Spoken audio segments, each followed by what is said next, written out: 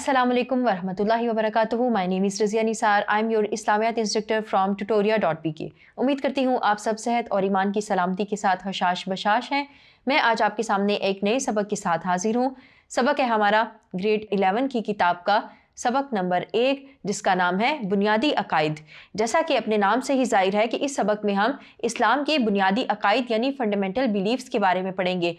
तो बच्चों, इस सबक में हम रोशनी डालेंगे अकीदा के मफ़हूम पर, फिर उसके बाद हम बुनियादी अकायद को पढ़ेंगे, जिसमें आपका अकीदा तौहीद, अकीदा रिसालत, अकीदा आसमानी कुतुब और अकीदा बिल मलाइका, अकीदा आखिरत शामिल है।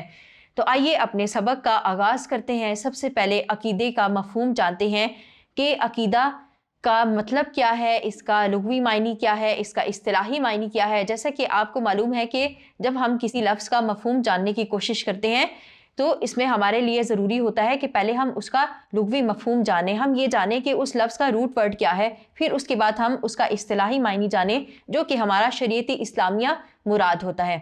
तो बढ़ते हैं कि अकीदा की लुग़वी तारीफ़ क्या है। तो बच्चों, अकीदा का जो लफ्ज़ है वो अक़द से बना है, अक़द से डिराइव्ड है, और इसका जो रूट वर्ड है वो है आइन, काफ और दाल। अक़द से मुराद होता है बांधी हुई चीज़, गिरा लगाई हुई चीज़। जैसा कि हम कहते हैं कि अक़दे निकाह भी एक लफ्ज़ इस्तेमाल किया जाता है, अक़दे बै भी इस्तेमाल किया जाता है। तो इससे मुराद होता है निकाह का बॉन्ड, या जो आपकी तिजारती अमूर हैं, बिजनेस डीलिंग है, उसका बॉन्ड। तो अकीदे से मुराद क्या हुआ? बांधी हुई और गिरा लगाई हुई चीज़, यानी पक्की चीज़, पक्की बात। ये था हमारा अकीदे का लुग़वी मफ़हूम। आइए जानते हैं कि अकीदा का इस्तिलाही मफ़हूम क्या है। तो बच्चों, इस्तिलाह में इंसान के पुख्ता और अटल नज़रियात को अकायद कहा जाता है। इंसान का हर काम इन्हीं नज़रियात का अक्स होता है। ये अकायद उसके दिलो दिमाग पर हुक्मरानी करते हैं और यही उसके अमाल व अफ़आल के मुहर्रिक होते हैं। तो बच्चों, इंसान के जहन में जो अकायद होती हैं, जो उसकी थिंकिंग्स होती हैं, उसी के तहत उससे अमाल सरजद होते हैं। उसके अफ़आल उन नज़रियात का अक्स होते हैं। यानी अगर कोई अल्लाह को एक मानता है, वो तौहीद पर कारबंद रहता है, तो उसके जो अमाल हैं वो उसके मुताबिक होंगे। वो अल्लाह ताला की अताअत करेगा, नमाज अदा करेगा, रोज़े रखेगा, रसूलुल्लाह सल्लल्लाहु अलैहि वसल्लम की अताअत करेगा।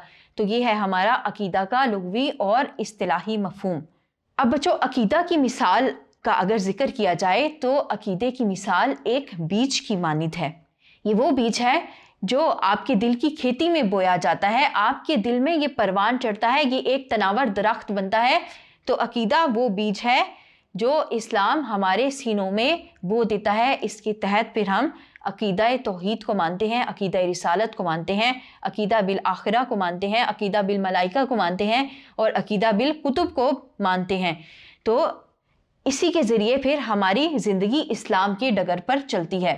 जैसा कि जो पौधा होता है वो अपने बीज पे डिपेंड कर रहा होता है। जितना अच्छा बीज बोया जाएगा, उसकी जितनी अच्छी आबियारी की जाएगी, उसका जो पौधा है वो इतना ही अच्छा तनावर दरख्त बनेगा, और जो उस पे फल आएंगे वो उसके अकीदे का फल होंगे। यानी इंसान जब अपने अकीदे को अच्छे तरीके से परवान चढ़ाएगा अताअत इलाही और अताअत रसूल के ज़रिए, तो फिर उसको उसके अमाल का अच्छा फल मिलेगा।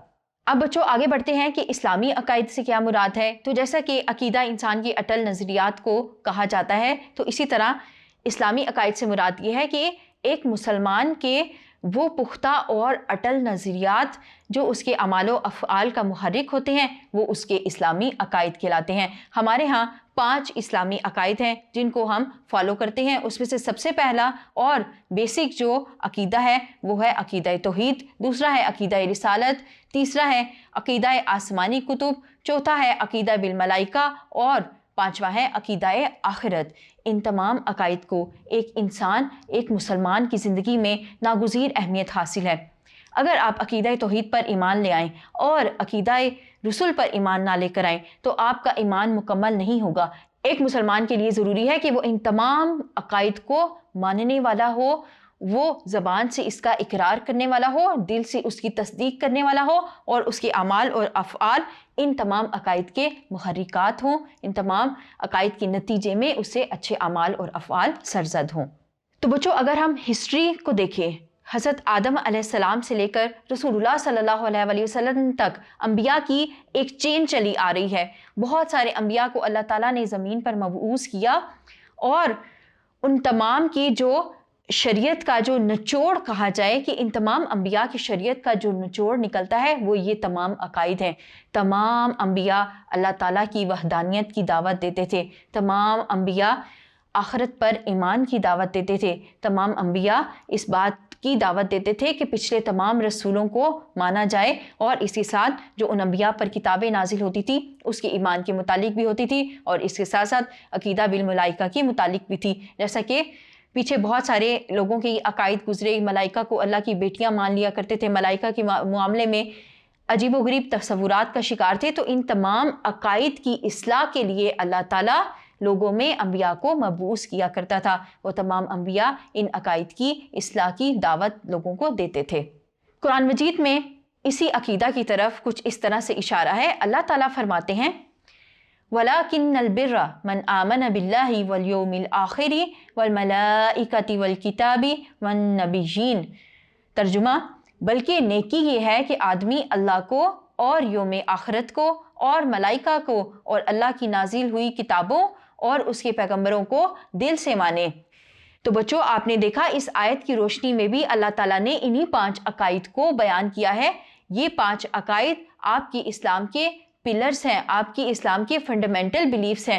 اگر کوئی انسان کسی ایک عقیدے پر ایمان لے آئے اور دوسرے میں وہ یا تو ایمان نہ لے کر آئے یا جہل کا شکار ہو، یعنی کسی بات کو مانے اور کسی کو نہ مانے، تو بچوں ایسے انسان کا ایمان کامل نہیں ہوگا، وہ ایک مکمل مسلمان نہیں کہلا سکتا۔ مثال کے طور پر اگر کوئی شخص رسول اللہ صلی اللہ علیہ وسلم کے آخری نبی ہونے کو نہیں مانتا تو وہ مسلمان نہیں کہلا سکتا۔ جیسا کہ ہم دیکھتے ہیں جو قادیانی ہیں وہ رسول اللہ صلی اللہ علیہ وسلم کے آخری نبی ہونے کو نہیں مانتے تو ہم ان کو قادیانی کہتے ہیں، ہم ان کو دائرہ اسلام سے خارج کر دیتے ہیں۔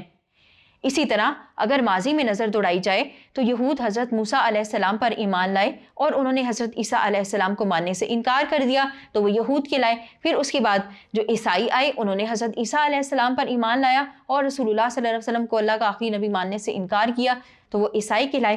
تو اب جو مسلمان ہے، اب جو شریعت ہے وہ شریعت اسلامیہ ہے، اس میں ان تمام 5 کے 5 عقائد پر ایک انسان کو ایمان لانا لازم ہے۔ اگر وہ کسی ایک بھی عقیدہ کو چھوڑ دیتا ہے تو اس کا ایمان کامل نہیں ہو سکتا، وہ مسلمان نہیں کہلا سکتا۔ بچوں، جیسا کہ آپ بچپن میں جب اپنے قاری صاحب کے پاس جاتے ہیں تو وہ آپ کو مختلف دعائیں سکھاتے ہیں، اس کے ساتھ ساتھ ہمیں ایمان مفصل اور ایمان مجمل بھی سکھایا جاتا ہے۔ ایمان مفصل میں بھی ہم اسی بات کو دہراتے ہیں۔ ہم کیا کہتے ہیں؟ ہم کہتے ہیں آمنت باللہ وملائکتہ وکتبہ ورسلہ والیوم الآخر والقدر خیرہ وشرہ من اللہ تعالی والبعث بعد الموت۔ اس کا ترجمہ کیا ہے؟ اس کا ترجمہ کچھ یوں ہے کہ میں ایمان لایا اللہ تعالیٰ پر اور اس کے فرشتوں پر اور اس کی کتابوں پر اور اس کے رسولوں پر اور آخرت کے دن پر اور اچھی اور بری تقدیر کے اللہ کی طرف سے ہونے پر اور مرنے کے بعد اٹھائے جانے پر۔ تو بچوں، یہ وہ عقائد ہیں جو ہمیں زبانی سکھائے جاتے ہیں، جن کا ہم اپنی زبان پر ورد کرتے ہیں اور پھر وہ ہمارے دل میں بھی گھر کر لیتے ہیں، ہمارے ذہنوں میں وہ پختہ نظریات کے طور پر پھلتے پھولتے ہیں۔ تو بچوں، یہ تھا ایمان مفصل جس میں ہم نے ان تمام عقائد کا ذکر کر دیا جو کہ ہم نے ابھی پیچھے پڑھے تھے، اور اس کے ساتھ ساتھ اچھی اور بری تقدیر کے اللہ کی طرف سے ہونے پر بھی ایک مسلمان کو کامل یقین ہونا چاہیے۔ یہ بھی آپ کے فنڈامنٹل بلیفز میں سے ایک ہے۔ اب آئیے بڑھتے ہیں، ایک اور ہم اسی طرح کی دعا پڑھتے ہیں اور وہ کہلاتی ہے ایمان مجمل، اور اس کا متن کیا ہے آئیے آپ کے سامنے پیش کیے دیتے ہیں۔ یہ کچھ یوں ہے: آمنت باللہ کما ہوا باسمائہ وصفاتہ وقبلت جمیع احکامہ اقرار باللسان وتصدیق بالقلب۔ ترجمہ: میں اللہ پر اس کے تمام اسماء و صفات کے ساتھ ایمان لایا اور میں نے اس کے تمام احکام قبول کیے اور اس کا زبان سے اقرار اور دل سے اس کی تصدیق کی۔